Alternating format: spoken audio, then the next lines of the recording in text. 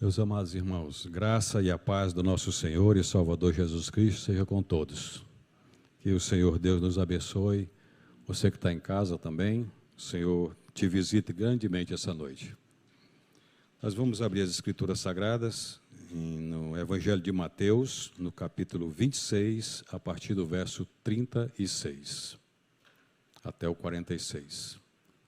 Mateus 26, do verso 36 até o 46. Está escrito: Em seguida, foi Jesus com eles a um lugar chamado Getsêmani, e disse a seus discípulos: Assentai-vos aqui, enquanto eu vou ali orar. E levando consigo a Pedro e aos 2 filhos de Zebedeu, começou a entristecer-se e a angustiar-se. Então lhes disse: A minha alma está profundamente triste até a morte. Ficai aqui e vigiai comigo.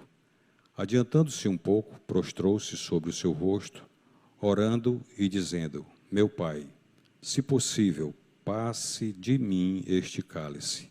Todavia, não seja como eu quero, e sim como tu queres.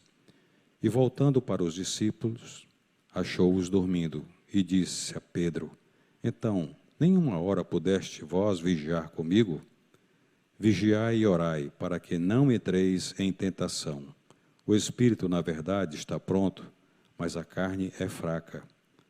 Tornando a retirar-se, orou de novo, dizendo: Meu Pai, se não é possível passar de mim este cálice, sem que eu o beba, faça-se a tua vontade. E voltando, achou-os outra vez dormindo, porque os seus olhos estavam pesados. Deixando-os novamente, foi orar pela 3ª vez, retirando-se, repetindo as mesmas palavras. Então voltou para os discípulos e lhes disse: Ainda dormis e repousais? Eis que é chegada a hora do Filho do Homem, está sendo entregue nas mãos de pecadores. Levantai-vos, vamos, eis que o traidor se aproxima. Pai Celestial, é a Tua palavra, Senhor. E nós não entendemos a profundidade, a altura, nem tampouco a largura de tudo isso que aconteceu naquele dia. Lemos, temos uma ideia, mas a profundidade, a largura e a altura não compreendemos. No entanto, o Senhor fez tudo isso. E nós te louvamos por essa noite, por lermos aqui as Escrituras e pedimos ao Senhor que o Senhor abra o nosso entendimento. Abra os nossos olhos espirituais para vermos e entendermos tudo isso que o Senhor fez por amor a nós. Nós te louvamos em nome de Jesus. Amém. Meus irmãos queridos, os últimos domingos que nós temos aqui, nosso sermão tem sido sobre oração. Primeiro tivemos a oração de Ana. Ana, aquela mulher que foi angustiada ao templo, ajoelhou-se perante o Senhor.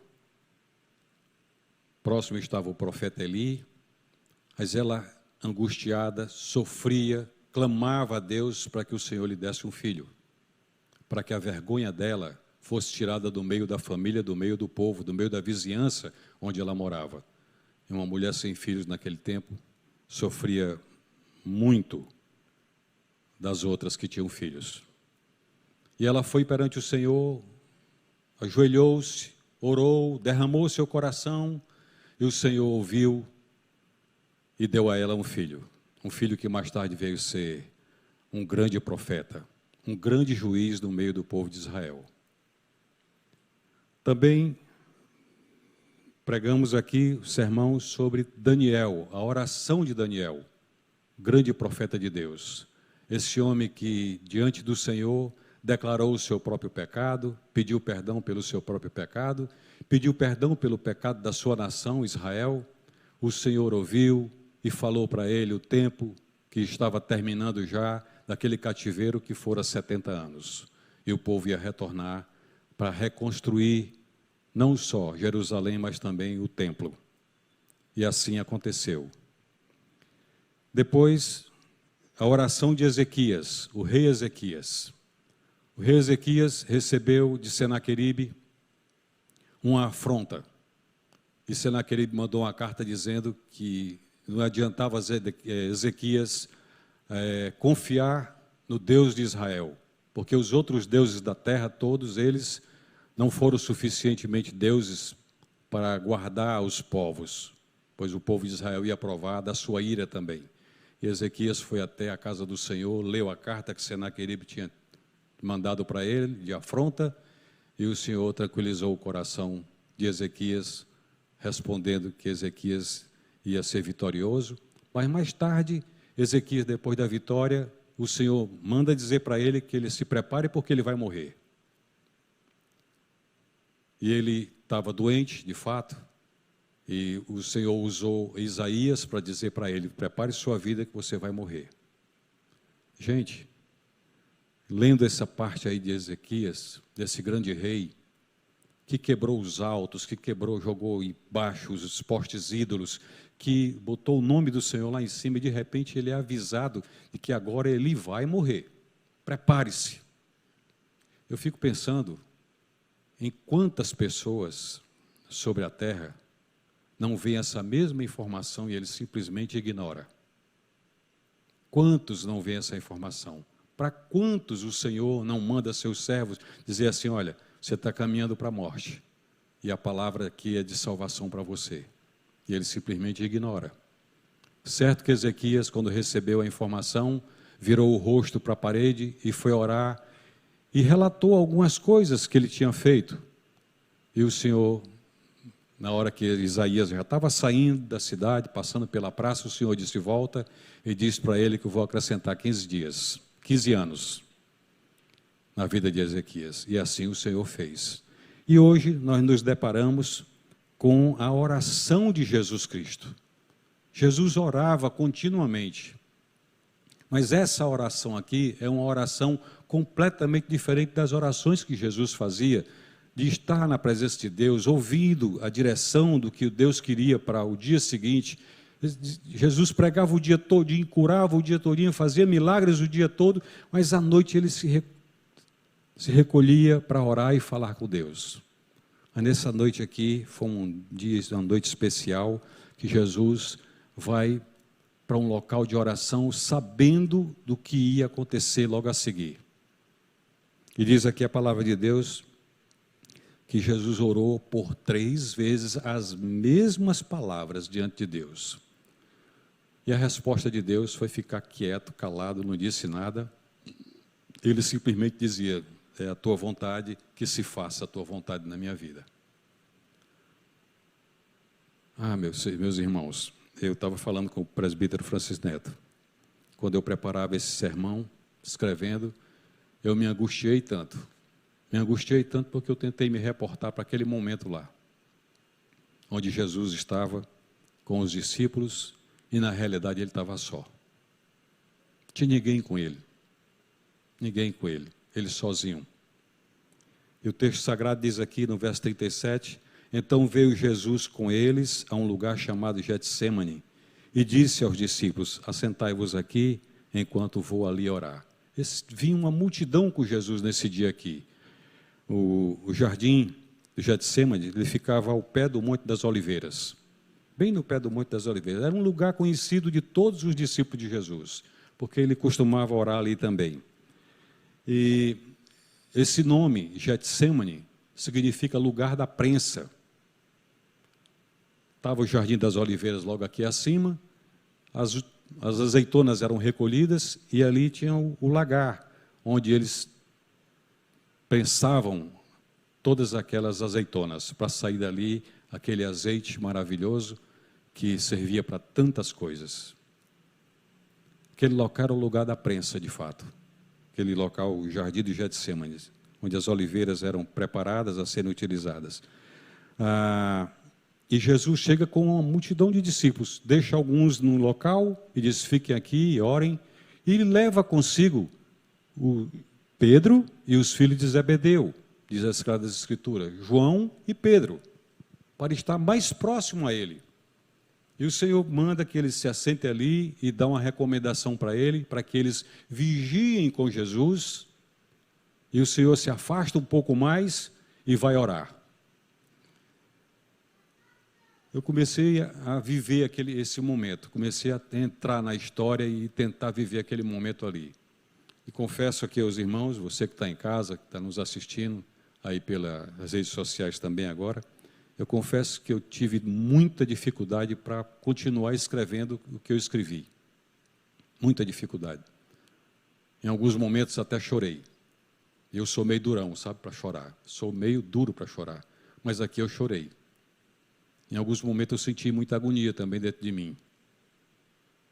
Porque o que o Senhor Jesus fez por nós, minha gente, é algo que a gente, por essa vida tão agitada que nós vivemos, por esses momentos de tanta angústia que passamos também, sequer olhamos para o que aconteceu naquela cruz.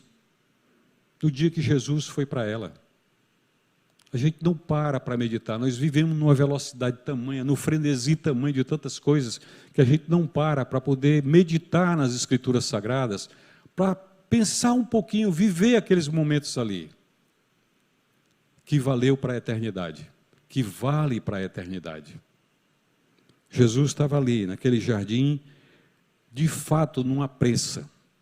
Diz a palavra de Deus que eles chegaram ali naquele lugar, Jesus se retirou, foi orar. Pedro, Tiago e João, mais próximo dele, esses três tinham provado algo maravilhoso andando com Jesus. Algo grande. Eles estavam no monte quando Jesus foi transfigurado. As vestes, as roupas de Jesus, tudo em Jesus foi transfigurado, mudou tudo, a aparência do Senhor mudou tudo, e na hora daquela transfiguração, apareceu ali Elias, apareceu ali Moisés, Jesus. Pedro se adianta e diz: Senhor, é melhor estarmos aqui, não tem outro lugar no mundo melhor do que esse. Vamos fazer aqui uma cabana para Elias, para Pedro, ou para Moisés, para o Senhor, e nós ficamos aqui. Não tem lugar melhor do que esse. Essa foi a fala de Pedro com Jesus. Eles testemunharam um momento de glorificação, um momento de Jesus 100% Deus, e agora eles estavam também tendo a experiência de Jesus 100% homem, dizendo: a minha alma está profundamente triste, angustiada até a morte. Essas palavras de Jesus aqui agora estava dizendo para eles assim: olha, está aqui o homem Jesus, que sente dor, que chora, que tem alegria, que tem tristeza. O homem 100% Deus e 100% homem. Eles estavam ali testemunhando uma agonia. Estiveram anteriormente numa luz de glória, e o Senhor agora está com eles ali, tão somente homem, dizendo: vigie, ore. Vigiem, orem comigo. Essa palavra do Senhor, meus amados irmãos, se estende até nós hoje, nos mandando orar, vigiar, estar atento às coisas do reino, estarmos atentos àquilo que está acontecendo no mundo. Enquanto Jesus estava ali orando, estava acontecendo ali em Israel, em Jerusalém, uma festa muito grande. Os soldados romanos estavam fazendo as ruas, segurança das ruas. E naquele mesmo instante estava acontecendo, e Jesus sabia que estava acontecendo, que Judas, o traidor, estava vindo com um grupo de soldados para prendê-lo. Isso tudo passava no coração de Jesus, homem. Ele sabia que estava acontecendo.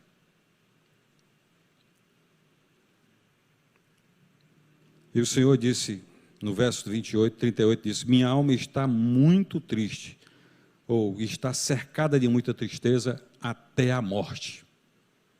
Gente, você que teve experiência aí de ver algum familiar seu partir, de ficar sem,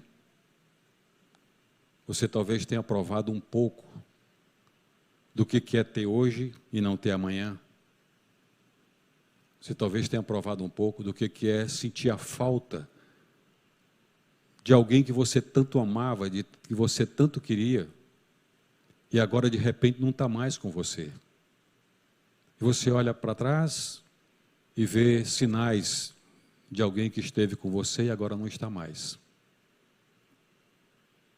E alguns sentimentos surgem na alma de quem ficou vivo, de quem está ali, sentimentos que a gente não consegue entender, que a gente não consegue exprimir em palavras e que, no entanto, ocorre. Às vezes eu estou falando para alguns irmãos, aconselhamento no gabinete, alguns casais, alguns irmãos que estão numa queda de braço mais terrível do mundo, marido e esposa, esposa e marido, marido com filhos, pai com filhos, filhos com pai. Gente, não vale a pena, sabe? Não vale a pena discussões, não vale a pena brigas, não vale a pena dizer eu tenho mais poder do que você, sou eu quem decide. Não vale a pena. Não. Eu posso dizer isso aqui, um coração bem quebrantado nessa hora, porque eu passei e estou passando por isso. Nesse altar aqui, um dia, eu disse sim para uma mulher e ela disse sim para mim. E hoje eu estou só. Jesus, naquele lugar, tinha um grupo de discípulos lá num ponto, tinha outro aqui com ele, mas ele estava só, angustiando-se sozinho, dor profunda na alma, algo tão pesado, que ele se angustiava e não conseguia sequer permanecer em pé. Diz a palavra de Deus que ele se ajoelhou e colocou a cabeça entre os joelhos, tocando a terra e clamando.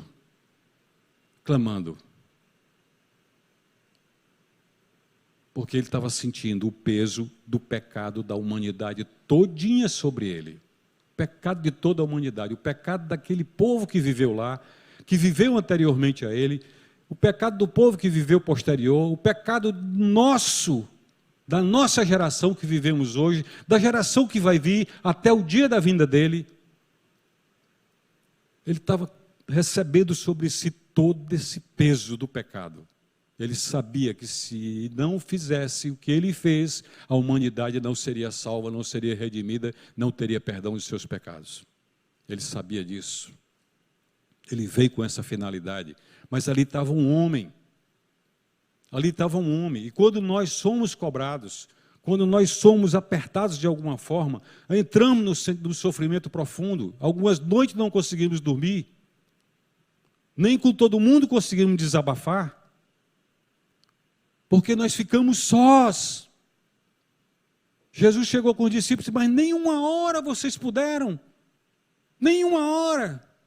Porque ele já tinha passado de uma hora de aflição, mais de uma hora de angústia, mais uma hora de dor, mais uma hora de sofrimento, mais de uma hora de angústias profundas. E cada vez que ele repetia a mesma oração, ele sempre dizia: se não for possível passar de mim esse cálice, que eu beba. Não é fácil, gente. Não é fácil, não. Nesse momento que Jesus está ali em angústia, se ele não recebesse um socorro rápido, ele morria ali. Mas ele tinha que ir para a cruz. E Deus, sabendo disso, o evangelista Lucas relata no capítulo 22 que veio um anjo do céu. Um anjo veio, colocou-se ao lado dele e animou. Ele precisava ser animado. Estava ali o homem, sofrendo dores atrozes. Quando a gente entra em muita angústia, meus amados irmãos, o corpo todo sofre. Aparece dores lombares, aparece dor nas juntas, aparece dor por todo o canto. Jesus estava ali sofrendo tudo isso por causa de mim e de você. Como não valorizar? Como não amar Jesus? Como não se entregar totalmente a Ele? Como não viver Jesus Cristo intensamente em nossas vidas, todos os dias de cada dia da vida? Como não, quando nós reconhecemos esse sacrifício tamanho? Não tem como não.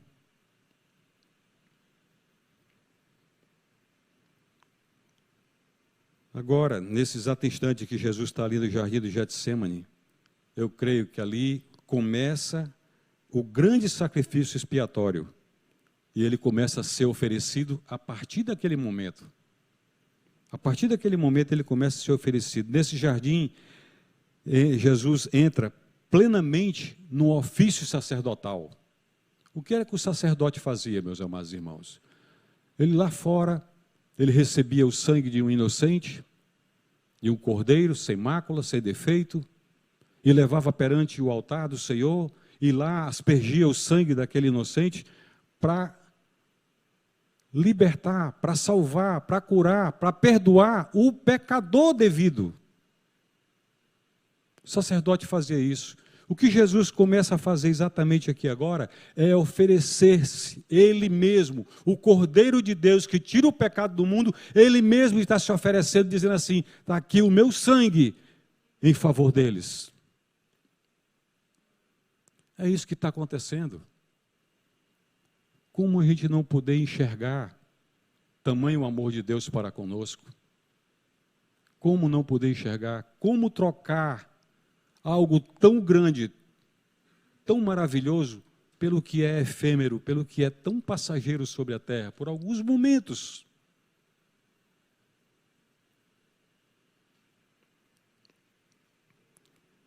E agora, no altar da sua divindade imaculada, começa a oferecer seu próprio corpo, sua própria vida, o Cordeiro sem mancha, pelo pecado do mundo. Esse texto que eu falei agora há pouco do anjo, está em Lucas capítulo 22. No capítulo 22 de Lucas, do versos 43 e 44, é quando o anjo aparece e fortaleceu Jesus Cristo naquele momento de agonia, e que naquele instante de agonia, naquela hora, acontece algo que a medicina procura explicar, que muitos pesquisadores procuram explicar e não encontram uma explicação plausível.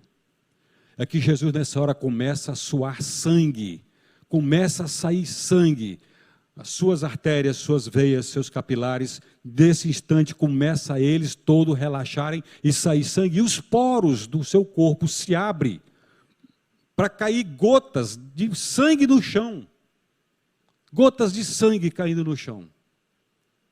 Por essa razão que eu falei que ali começa a expiação.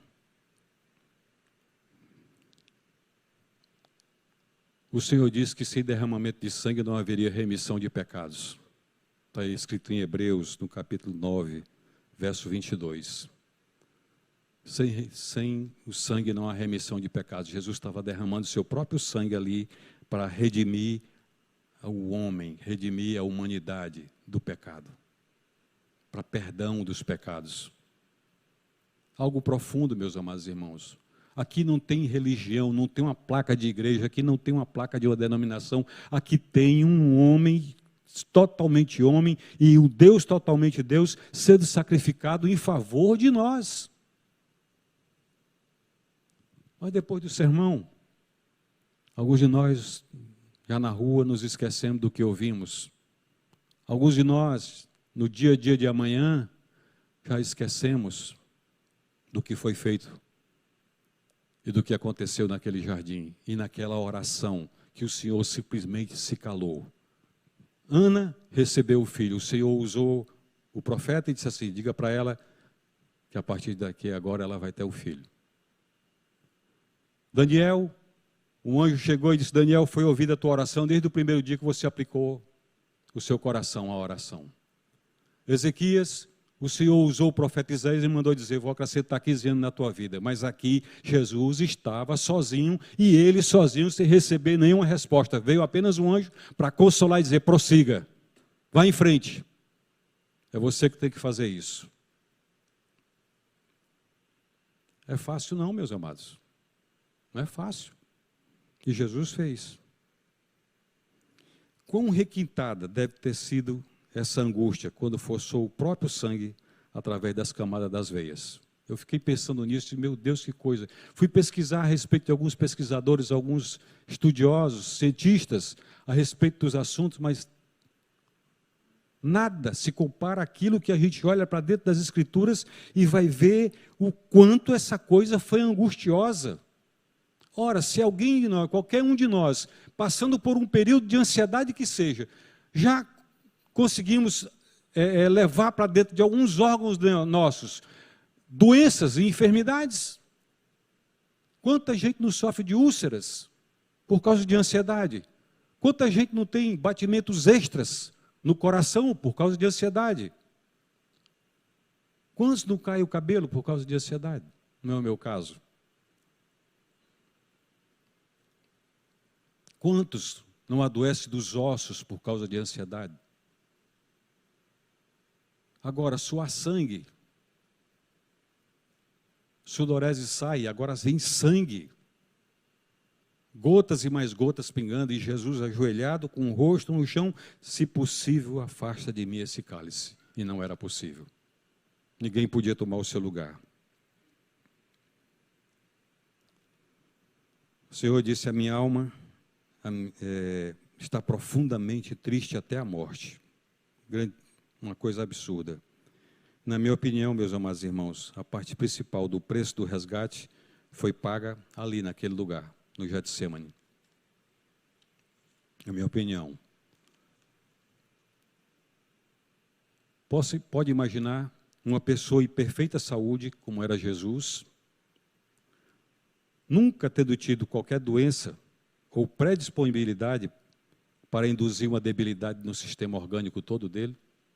33 anos, novo, bem novo.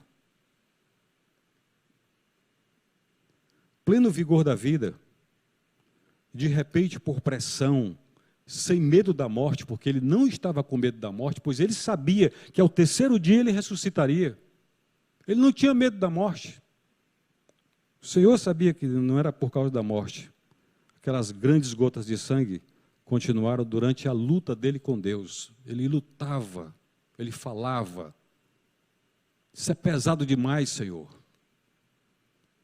Se possível, passa de mim esse cálice. E eu fui estudar, ler um pouquinho a respeito mais do que é esse cálice que Jesus estava se referindo. Estava se referindo ao cálice da ira de Deus sobre o homem, sobre a humanidade.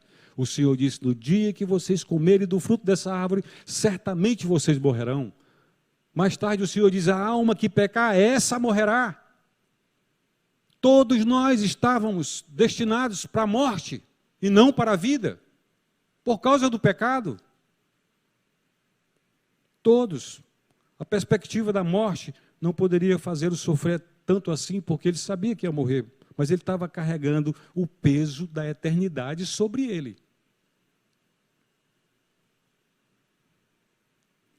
Sua agonia e angústia não pode receber explicação consistente. Eu não achei, não vi, irmãos queridos, vocês podem pesquisar aí nos cientistas e tudo mais, e não vão ver uma explicação consistente. Mas a palavra de Deus diz que ele sofreu o justo pelos injustos, para que pudesse levar a Deus o homem justificado. Está escrito aqui em Romanos, no capítulo 5, fomos justificados. Sabe o que é isso? É não passar por nenhum julgamento. É estar livre. Aquela agonia toda, e até a morte de cruz, foi para nos livrar de um julgamento lá na frente. O Senhor Jesus estava fazendo isso.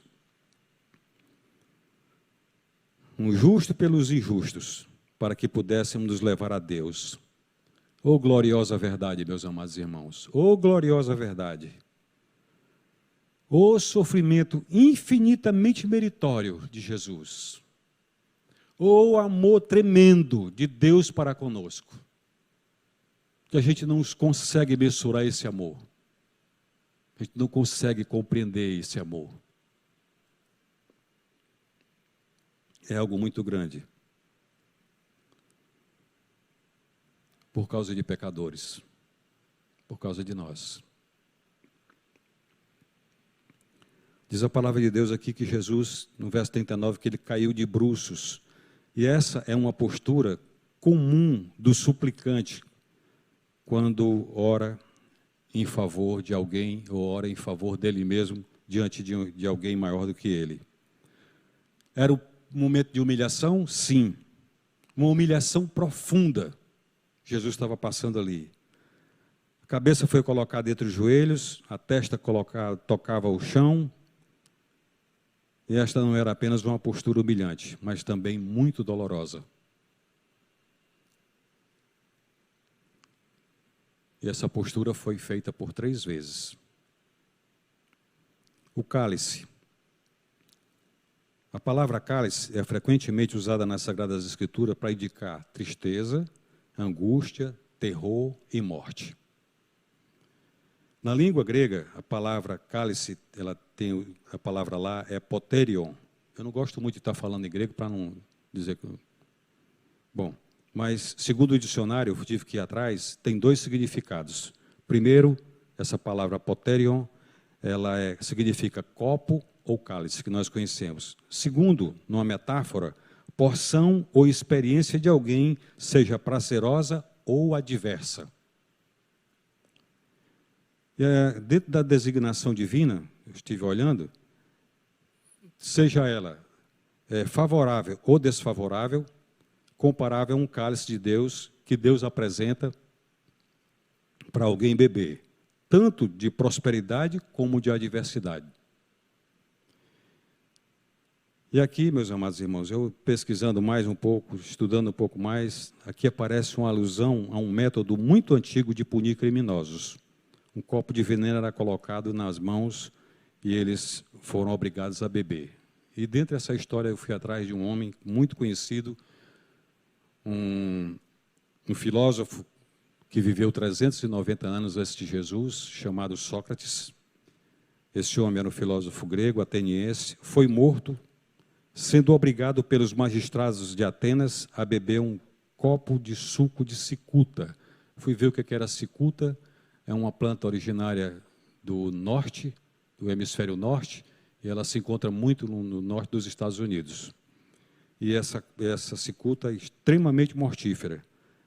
E a morte pelo cálice envenenado parece que nos leva também a um outro ponto em que Deus, claro que Deus fez todas as coisas e criou todas as coisas, e Deus, o Senhor da história, Senhor de todas as coisas, Ele sabia o que estava acontecendo. Em Hebreus, no capítulo 2, verso 9, está escrito assim: vemos, todavia, que aquele que por um pouco, tendo sido feito menor que os anjos, Jesus, por causa do sofrimento da morte, foi coroado de glória e de honra, para que pela graça de Deus provasse a morte por todo homem. Por todo homem. Sabe o que é isso, meus amados irmãos? É que na mão de cada um de nós tinha um cálice da ira de Deus. Esse cálice que já estava dito morte, nele está escrito morte, e você e eu tínhamos que tomar de qualquer forma esse cálice da ira de Deus.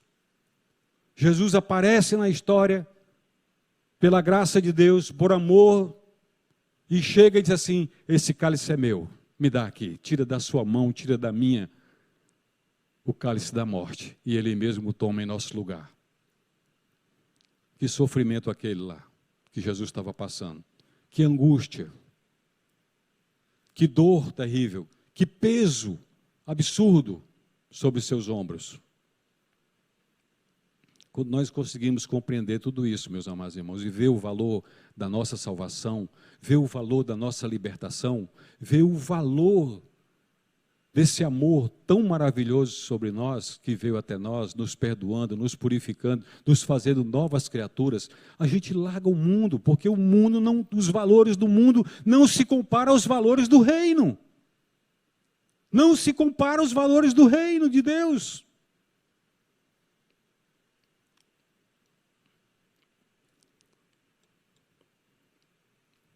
É muita coisa. Irmãos, e naquele momento ali, Jesus ali na oração dele, pela graça de Deus, Jesus provou a morte de todo homem. O mundo inteiro é aqui representado como culpado e condenado perante o tribunal de Deus. E na mão de cada homem, como eu acabei de falar, o cálice mortal é colocado. E o homem é obrigado a beber. Jesus entra em cena, toma o cálice da mão de cada um de nós e bebe o veneno. E assim ele prova e sofre a minha morte, a morte de todo homem, e vai para a cruz.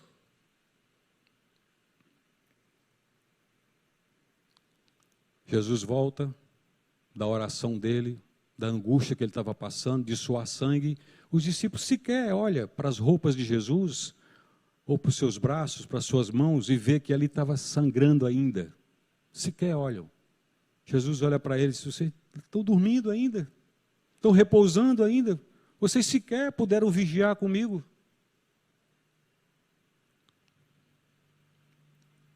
Quantos de nós não passamos horas e horas de frente de uma TV, ou diante de um bendito do celular desse, vendo fuxico para todo lado, e sequer tiramos 10 minutos de oração para vigiar, para não cair em tentação?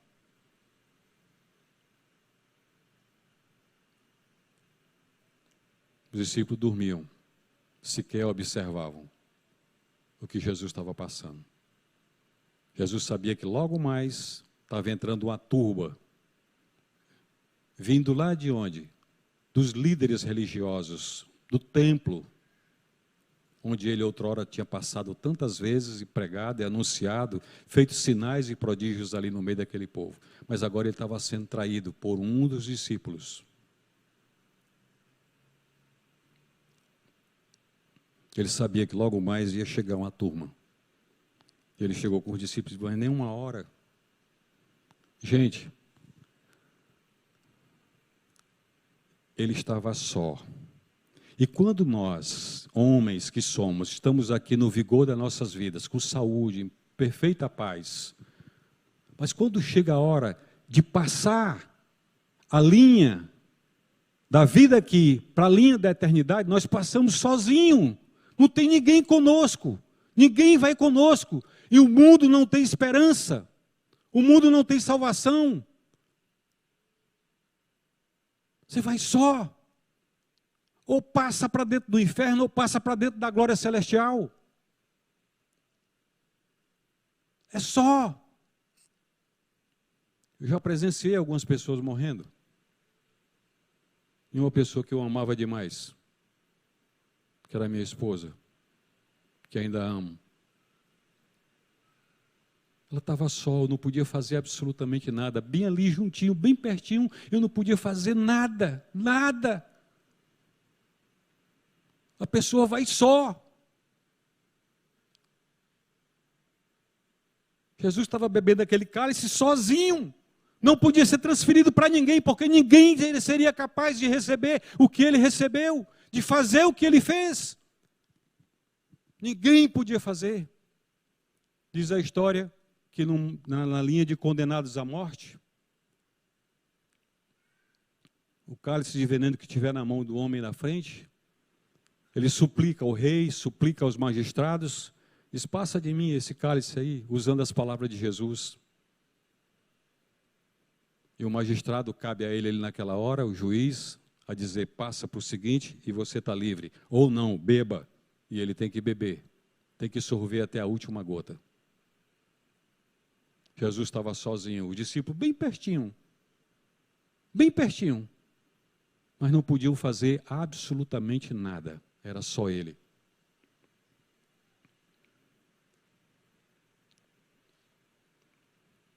Diz a palavra de Deus aqui em Lucas, que os discípulos dormiam por causa da tristeza. Tristeza, porque Jesus tinha falado anteriormente que ia ser entregue na mão dos pecadores.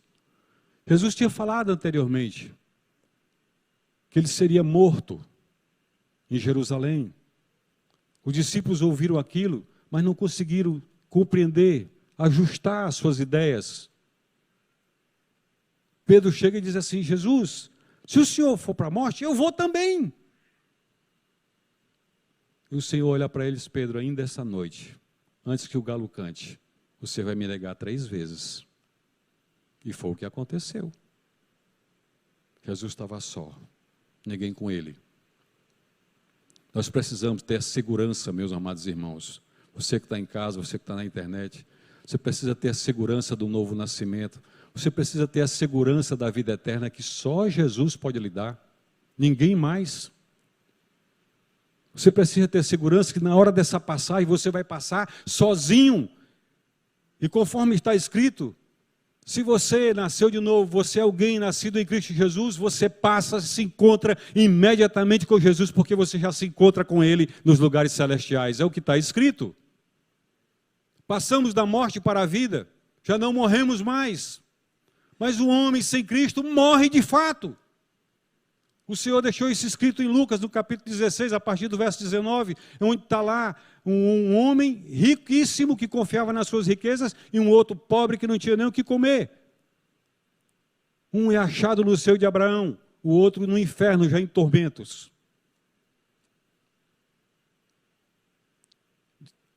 Diz a palavra de Deus de que adianta o homem ganhar o mundo inteiro e perder a sua vida. De que adianta?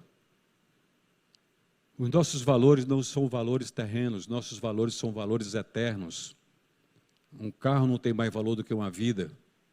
Uma casa, um patrimônio qualquer, seja ele qual for, não tem mais valor do que uma vida.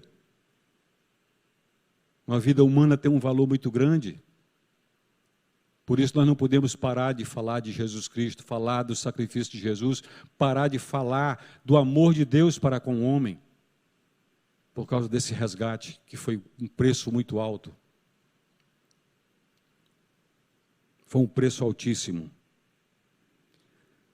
A Bíblia diz que os discípulos dormiram por causa da tristeza. A sua dor foi tão grande que eles naturalmente adormeceram. Lucas fala isso. E Lucas, como médico, entendia muita coisa. Em alguns momentos, alguém que está vivendo um luto, que a gente não consegue compreender o que é luto, embora muita gente tenha escrito muita coisa, falado muita coisa, mas quando alguém experimenta luto, é algo que não tem explicação. Não tem explicação. Não tem técnica psicológica nenhuma que justifique alguma coisa com aquele luto que você está vivendo. É algo muito grande. Os discípulos sabiam, de alguma forma sabiam que Jesus ia morrer naquela cruz e eles iam ficar sem o pastor deles. Está escrito na palavra do Senhor que fere o pastor e as ovelhas se perdem. As ovelhas ficam sem saber para onde ir. E foi o que aconteceu quando Jesus morreu na cruz. O discípulo, cada um, voltou a fazer os seus afazeres anteriormente. Foram pescar de novo. Irmãos, é muito profunda essa coisa. Nem uma hora vocês puderam vigiar comigo. Jesus sabia do coração daqueles homens. Sabia.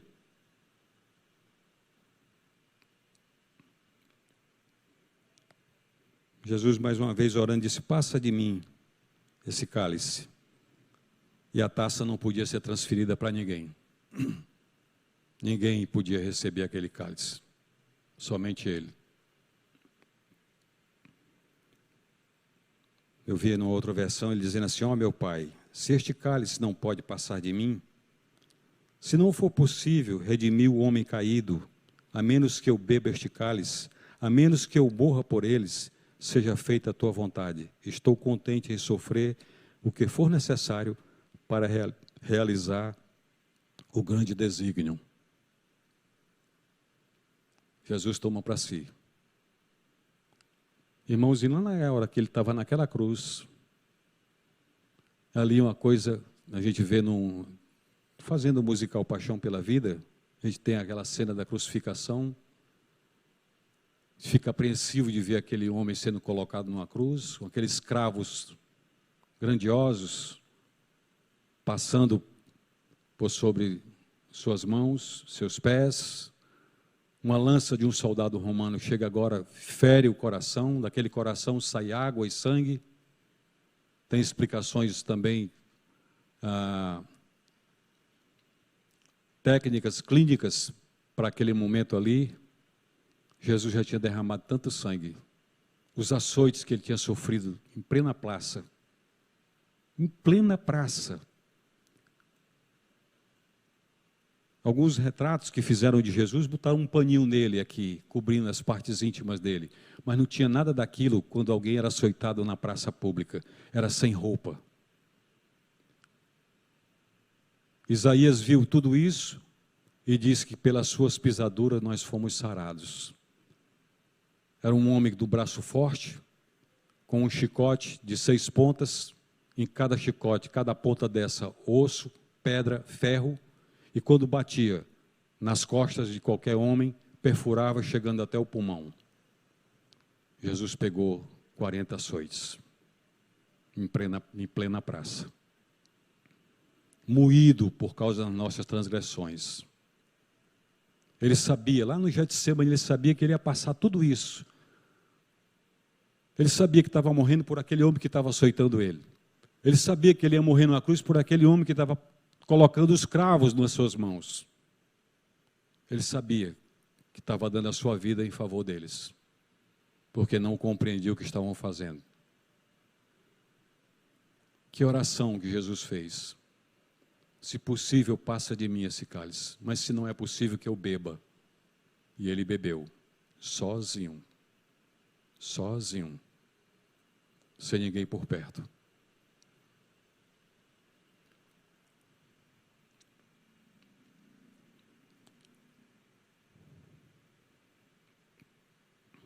Depois Jesus volta para eles e diz: agora vocês podem dormir e descansar, porque já foi feito o que tinha que ser feito. Jesus agora chega com eles: levante-se, porque o traidor está chegando, e eu vou ser entregue na mão dos pecadores. Quem eram os pecadores? Era exatamente o povo gentil, não judeu, e no entanto ele estava sendo traído por um judeu. Então, os soldados que chegaram eram os soldados da guarda do templo, pessoas da sua própria origem, judeu como ele, por quem ele estava morrendo. E ele não culpou nenhum, ele simplesmente levou sozinho. Irmãos, o irmão sabe o que aconteceu, ele vai para a cruz, e lá naquela cruz tem uma hora em que Jesus solta um brado, e ele diz: está tudo consumado. Cumpri toda a determinação de Deus, cumpri tudo aquilo que o Senhor me designou para fazê-lo, e ele fez. 3 dias depois, a morte não o reteve, ele ressuscita, vivo, aparece às mulheres, tinha dito aos discípulos que fossem para a Galileia, porque eles os veriam na Galileia, e foi isso que Jesus fez. Os discípulos estão pescando, cada um no seu trabalho. O pastor foi ferido, as ovelhas ficaram dispersas. E agora ele chega com os discípulos que estão pescando, e já tinha preparado uma fogueirinha, já tinha peixe assado, já tinha pão prontinho, e ele chama os discípulos para cá, Pedro, Tiago, João. A princípio todos não reconheceram, mas João reconheceu e disse: é o mestre, é o Senhor. Pedro vestiu uma roupa, pulou dentro d'água, correu para lá, para perto, e eles vieram, comeram com Jesus, já ressuscitado, por amor a nós. Não tem reencarnação, meus amados. Você que está me ouvindo aí, não existe reencarnação, não creia nisso. Isso é a maior mentira de Satanás. Existe ressurreição. E louvado seja o nosso Senhor e Salvador Jesus Cristo, que tem ressurreição. Está escrito, tem ressurreição. Vai ter ressurreição de todos. Todos vão ressurgir. E está escrito que aqueles que estão em Cristo Jesus já passaram da morte para a vida, já estão com Jesus assentados nos lugares celestiais. Já não tem mais morte para ele, mas vai ressuscitar um dia. Vai chegar a hora que todo joelho vai se curvar e dizer: tu és o Senhor.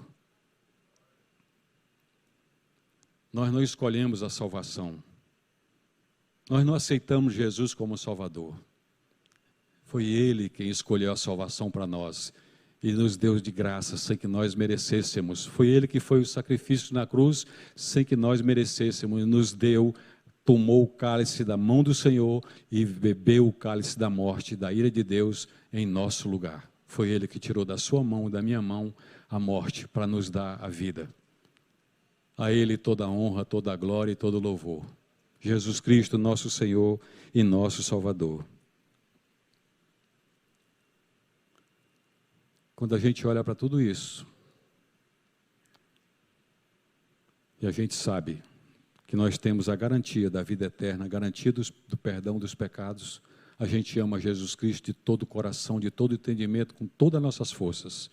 E somos incapazes de querer qualquer coisa que o mundo ofereça, de querer qualquer coisa que a carne ofereça, de querer qualquer coisa que o diabo oferece. Nós nos tornamos fiéis ao Senhor, andando com Ele dia e noite, prontos e preparados para a vinda dEle a qualquer instante. Pois Ele virá buscar a sua igreja, virá buscar o seu povo que está marcado com o sangue dEle.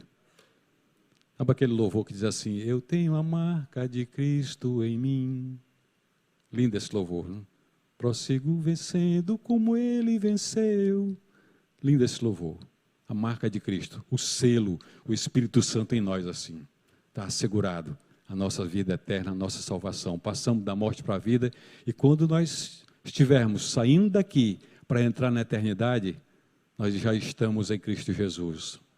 Nós somos recebidos por Ele e não vamos sozinhos. Não estamos mais sozinhos. Nós somos recebidos por Ele, por causa do grande amor com que Deus nos amou. Glória a Deus. Louvado seja o nome de Jesus. Meus amados irmãos, o que eu faço, o que eu preciso fazer para a minha salvação? Absolutamente nada. A Bíblia diz que pela graça sois salvos, mediante a fé, isso não vem de vós, é dom de Deus, não de obras, para que ninguém se glorie. Você está aqui hoje, você está aí na internet agora ouvindo, o Senhor foi quem lhe escolheu, meu amado. Antes da fundação do mundo, lhe chamou para que você seja santo, inculpável perante Deus. E ame ao Senhor de todo o seu entendimento, com toda a sua força e com toda a sua vida. Na hora de orar, não peça somente. Na hora de orar, agradeça a Deus pela sua salvação, pela sua libertação. Agradeça a Deus pelo que Ele tem feito por você, por lhe amar tanto. E lhe ama tanto, que em alguns momentos você acha que está só e você não está só. Você está nos braços do Senhor. Ele lhe consolando, lhe confortando. Não vem um anjo simplesmente lhe consolar. É o próprio Senhor Jesus que pega você e coloca nos braços. Que Deus nos abençoe, meus amados irmãos. Que o Senhor nos abençoe. Vamos ficar de pé e vamos orar.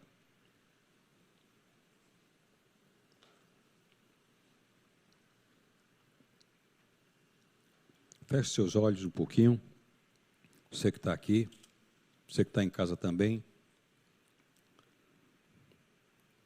E mais uma vez, glorifique a Deus no seu coração.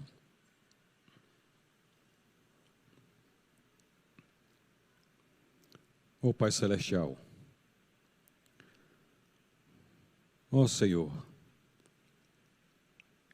o Senhor nos fez ver e compreender as Sagradas Escrituras daquilo que Jesus fez por nós. Obrigado, Deus, pelo seu grande amor para conosco. O Senhor diz que o Senhor nos amou o mundo de tal maneira que deu o seu Filho unigênito. E quando Jesus dizia, Deus meu, por que me desamparaste? Ali naquela cruz, ele estava sozinho. E quando ele disse, está tudo consumado, ele estava dizendo, completei a obra, por amor daqueles que iriam morrer e agora já não morrem mais. Obrigado, Senhor, pela salvação. Obrigado pelo perdão dos pecados. Obrigado pela vida eterna que o Senhor nos deu. Obrigado porque nós estamos na viva esperança da vida eterna. Obrigado porque aguardamos a vida do Senhor. E obrigado, Senhor, porque passamos da morte para a vida. Louvado seja o teu santo nome, Senhor. Graças te damos, Senhor. Graças te damos. Nós te louvamos em nome de Jesus, nosso Senhor e nosso Salvador. E a graça do nosso Senhor e Salvador Jesus Cristo, o amor de Deus, o nosso Pai, e as consolações do Espírito Santo de Deus, seja sobre nós que aqui estamos essa noite, e o povo de Deus espalhado em toda a terra, agora e sempre.